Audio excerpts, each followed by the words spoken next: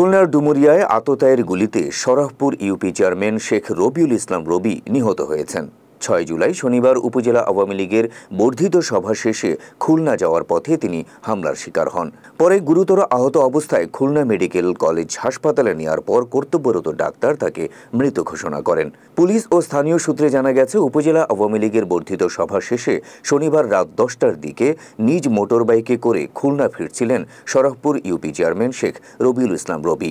পথিমধ্যে সাতক্ষীরা মহাসড়কের গুটুদিয়া স্কুলের কাছে পৌঁছলে আততায়ের গুলিতে তিনি গুরুতর আহত হন। স্থানীয়দের সহযোগিতায় দ্রুত তাকে খুলনা মেডিকেল কলেজ হাসপাতালে নিয়ে গেলে কর্তব্যরত চিকিৎসক তাকে মৃত ঘোষণা করেন।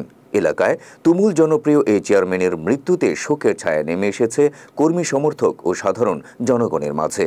এ হত্যাকাণ্ডে জড়িত প্রকৃত অপরাধীদের গ্রেপ্তার করে ফাঁসির দাবি জানিয়েছেন এলাকাবাসী। এইখানে নিয়ে আসছে, আমরা পিছনে আসছি, এসে দেখি যে আমাদের চেয়ারম্যান আমাদের মাঝে নেই।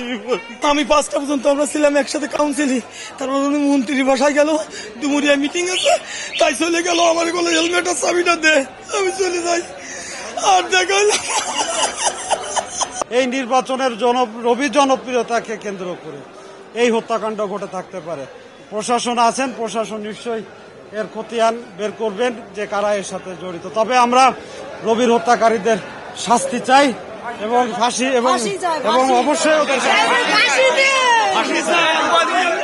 আসলে তিনি অত্যন্ত জনপ্রিয় একজন জনপ্রতিনিধি ছিলেন এবং ব্যক্তিগতভাবে তিনি একজন ভালো মানুষ ছিলেন। আমি সেটা সাক্ষ্য দিচ্ছি।